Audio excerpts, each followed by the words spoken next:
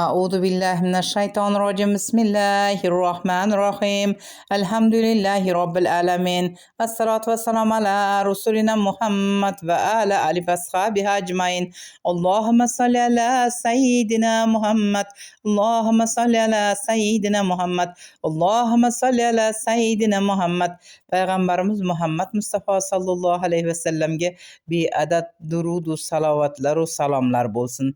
Assalomu alaykum aziz muxlislar, aziz obunachilar. Bugun ko'pchilikning e'tiboriga havola etadigan yana bir duoyimiz qo'rquvdan omonda saqlash va har xil dushmanlardan omondan saqlanish, ya'ni har xil dushmanlardan omondan saqlanish duosi, ya'ni uyingizga qut-barakotlar, yaxshiliklar keltiruvchi duolardan birini e'tiboringizga havola etamiz inshaalloh, Allohim qodir qilganicha. Bismillahirrahmanirrahim.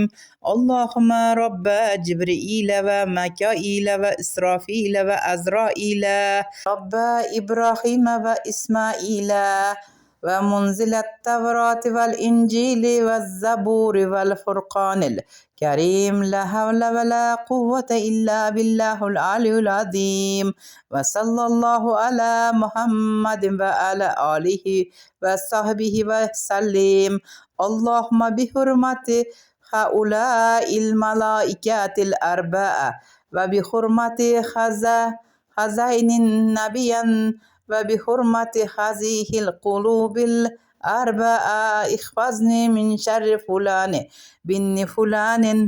Ya'ni ushbu duoning ma'nosi: mehribon va rahimli Alloh nomi ila, ey Jabroil, Mikoil, Isrofil, Azroil ismli farishtalarning Allohi, ey Ibrohim va Ismoilning Allohi, ey Tavrot, Injil, Zabur va Furqoni Karim bo'lgan Qur'onning yuboruvchisi, ulug' va azim bo'lgan Allohdan boshqa quvvat va qudrat sohibi yo'qdir. Allohning salot va salomi Muhammad alayhissalomga va uning oila a'zolariga va ashabiga bo'lsin.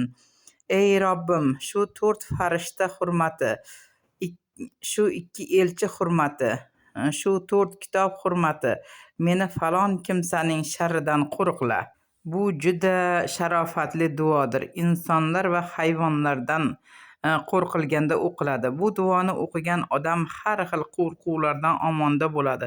Uni hech qaysi dushman yenga olmaydi. Hech bir hayvon unga ziyon keltira olmaydi. Allohning izni ila, chunki bu duoda 4 ulug' farishtaning Azroil, Isrofil, Mikoil va Jabroil haq hurmati uchun Mavlodan yordam so'ralyapti. Qul asralishi, ma'naviy qal'a bilan o'ralishini so'raydi. Bundan tashqari 4 buyuk kitob hisoblangan Tavrot, Injil, Zabur va Qur'onning haqqi hurmati uchun insonlarning sharridan muhofazada bo'lish hamda qal'aga kirish uchun bu muborak duo o'qiladi. Bu duoni o'qisangiz sehr jodudan ham omonda bo'lasiz, sehrgarlardan ham omonda bo'lasiz. Kimki qasd qilgan bo'lsa barcha dushmanlaringizdan omonda bo'lasiz.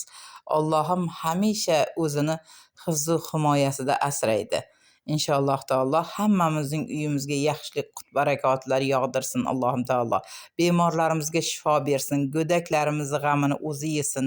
Qarilarga iymon, yoshlarga insof bersin. Hammamizning uyimizda yaxshiliklar yog'dirsin, barakotlar yog'dirsin. 2 dunyo saodatini bersin inshaalloh taolo. Kelasi safar ko'rishguncha.